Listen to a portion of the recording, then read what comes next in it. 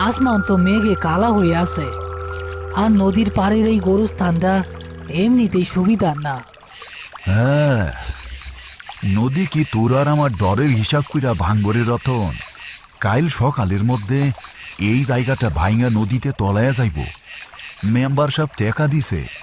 জিন্দা মানুষের থাইকা মরা মানুষের দাম এখন বেশি। নে কামে লাগ। কিন্তু ভাইজান, রাত বিরাতে পুরানা কবর খুইরা লাশ তোলা, আমার তো হাত পা অবশ হইয়া আসতেছে। যদি কিছু বাই হইয়া আসে? আরে বাইর হইব আবার কি? মরা মানুষ মাটিতে মিশা যায়, হাড্ডিগুলা ছাড়া আর কিচ্ছু থাকে না। ৩০ বছর ধইরা মাটি খুঁড়তাছি। জিন্দা মানুষরে যদ্দূর ভয় পাস, মরা মানুষরে তার কানা করিও ভয় পাবি না। ওরা কিচ্ছু করতে পারে না।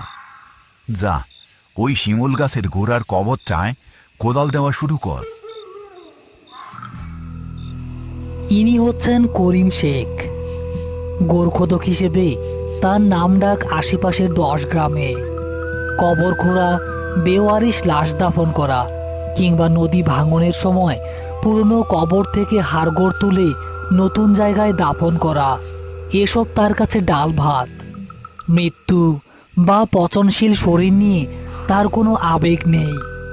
অন্যদিকে রতন একদম নতুন।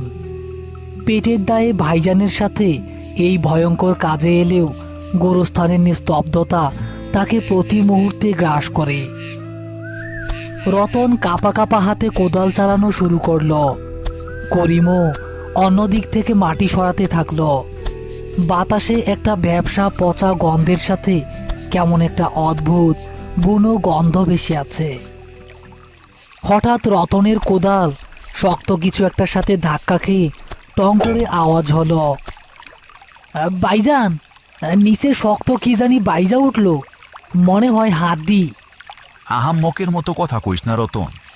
২০ বছরের পুরানা কবর, হাড্ডি তো মাটির লগে মিশা যাওয়ার কথা। টর্চ তার ধরে দিকে। করিম নিজে গর্তের ভেতরে নেমে হাত দিয়ে মাটি সরাতে থাকলো। হঠাৎ তার হাত থেমে গেল। টর্চের আলোয় দেখা গেল মাটির নিচে কোনো হাড়গোড় নেই, বরং সম্পূর্ণ অবিকৃত একটি কাফনের কাপড় দেখা যাচ্ছে। ২০ বছর মাটির নিচে থাকার পরও কাপড়টা একটুও পচেনি, শুধু কাদা লেগে আছে।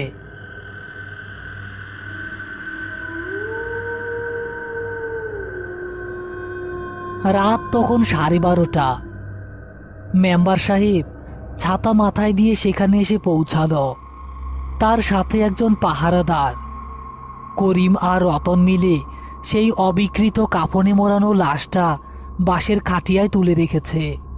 রতনের মুখ ভয়ে কাগজের মতো সাদা হয়ে আছে।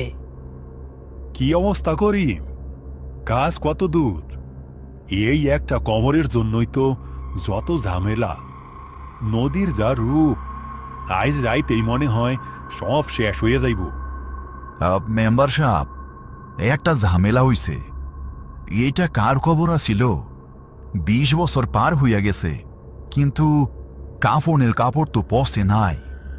আর লাশের ওজনও তো জিন্দা মানুষের মতো ভারী। কি কবিগুলা? এইটা তো ওই পাগলা ফকিরের কবর। গ্রামের মানুষে কইতো লোকটা নাকি কালা জাদুকরা ছিল। মরার পর কেউ তারে ছুঁইতে চায় নাই। এই নদীর পারে আইনা ফালাইয়া রাখছিল। তুমি ওইসব বাদ দেও। তোমারে কয়টা টাকা বেশি দিব নে। লাশটা জলদি নিয়া নতুন গোলস্থানে ফুইতা ফেলাও।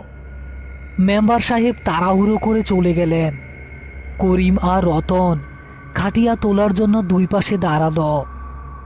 ভাইজান, আমার কথা শুনেন, এই লাশ এইখানেই ফালাইয়া থইয়া চইলা যাই। আমার মনে কইতাছে এই কাফনের ভিতরে কোনো মানুষ নাই, অন্য কিছু আছে। আহ, চুপ কর। টেকা হালাল করতে হইব না। তুই খাটিয়ার পিছন দিকটা দহর শক্ত কইরা একবার নতুন কবরে ফালাইতে পারলেই আমাগো কাম শেষ। তারা খাটিয়া কাঁধে তুলে হাঁটতে শুরু করলো। চারদিকে এখন ঘন অন্ধকার। নদীর গর্জন আরো বেড়েছে। হঠাৎ ঝিরঝির করে বৃষ্টি পড়তে শুরু করলো। করিম সামনে, আর রতন পেছনে। তারা খাটিয়া কাঁধে নিয়ে একটি বাঁশবাগান পার হচ্ছে। রতনের মনে হচ্ছে কাঁধের ওপরের লাশটা যেন প্রতি কদমে একটু একটু করে ভারী হচ্ছে, যেন কাফনের ভেতরের জিনিসটা ফুলে ফেপে উঠছে। হ্যাঁ, হ্যাঁ, ভাইজান, খাটিয়াটা একটু নামাই, আমার কাঁধ ছিঁড়া যাইতাছে। এত ওজন তো একটা মরা মানুষ হইতে পারে না। আরে আর একটু পর, একটু কষ্ট কইরা দইরা রাখ। হঠাৎ বাঁশবাগানের ভেতরের বাতাস একদম থেমে গেল। রতনের মনে হলো তার ঠিক কানের কাছে কেউ একজন ভারী নিঃশ্বাস ফেলছে। সে আর চোখে খাটিয়ার দিকে তাকালো। টর্চের আলো সরাসরি লাশের ওপর পড়ছে না, কিন্তু আবছা আলোয় সে যা দেখতে